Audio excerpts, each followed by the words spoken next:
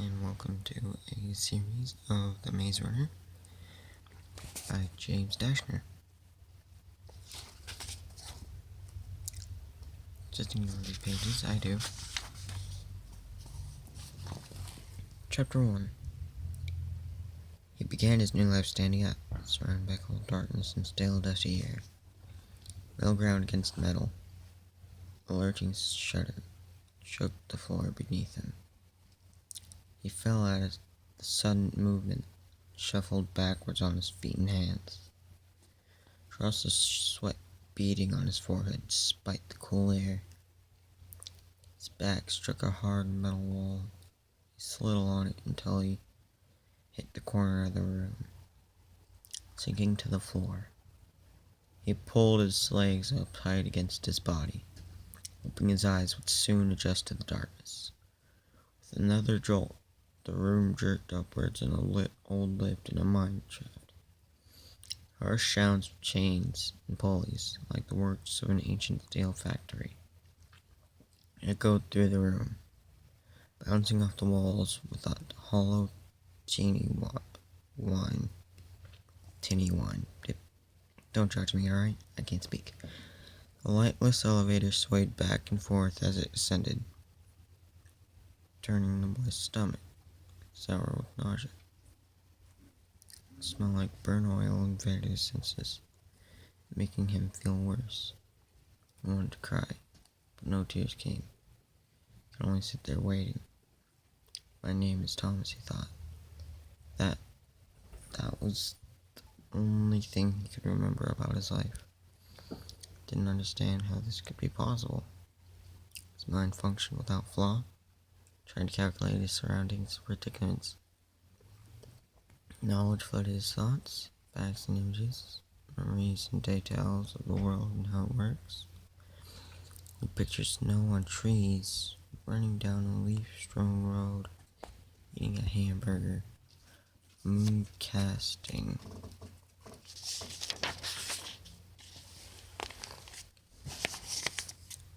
A pale glow on the moss in the grassy meadow, swimming in a lake, a busy city square with hundreds of people bustling about their business. He didn't know where he came from. Where he'd gotten inside the dark lift. Who his parents were. Didn't even know his last name. Images of people flashed across his mind. There were no recognition. Their faces replaced with haunted, smears of color. Couldn't think of one person he knew, or recall a single conversation. The room continued its ascent, swaying. Thomas grew immune to the ceaseless rattling of the chains that pulled him upward. A long time passed. Minutes stretched into hours. It was impossible to know for sure. Maybe every second seemed an eternity. No, he was smarter than that. Trusting his instincts, he knew he'd been moving for roughly half an hour. Strangely enough, he felt his fear whisked away like a swarm of gnats caught in the wind, replaced by intense curiosity. He wanted to know where he was, what was happening. With a groan and then a clunk, the rising room halted. The sun change jolted Thomas from his son's own position and threw him against the hard floor. As he scrambled to his feet, felt the room sway less and less until it finally settled. Everything fell silent. A minute had passed. 2. He looked in every direction, but saw only darkness. Felt along the walls again, searching for a way out. There was nothing, only the cool metal. He groaned in frustration. His echo amplified through the air, like the haunted moan of death. Faded and silence returned. He screamed, called for help, pounded on the walls with his fists. Nothing. Thomas backed into the corner once again, folded his arms, and shivered. And the fear returned. He felt a worrying shudder in his chest. chest, as if his heart wanted to escape, to flee his body. "Someone, help me!" he screamed, each word ripped from his throat raw. A loud clang rang out above him, and he sucked in his startled breath as he looked up. A straight line of light appeared across the ceiling of the room. Thomas watched as it expanded. A heavy grating sound, revealing double sliding doors being forced open. After so long in darkness, the light stabbed his eyes. He looked away, covering his face with both hands. Hearing noises above, voices. Fear squeezed his chest. Look at that shank. How old is he? Looks like a clunk in a t-shirt. Here's the clunk face. Dude, it smells like feet down there. Hope you enjoyed your one-way trip, Greenie. Ain't no ticket back, bro. Thomas was hit with a wave of confusion, blistered with panic. The voices were on, tinged with echo. Some of the words were completely foreign. Others felt familiar.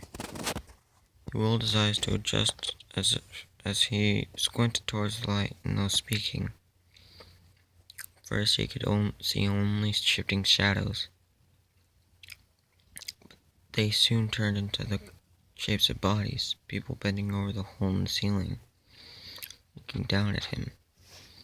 And then, as if the lens of a camera had sharpened its focus, faces cleared, their boys, all of them. Some younger, some older. Thomas didn't know what he'd expect. But seeing those faces puzzled him. They were just teenagers, kids. Some of his fear melted away, but not enough to calm his racing heart. Someone lowered a rope from above. The end of it tied to a big loop. Thomas hesitated, then stepped into it with his right foot.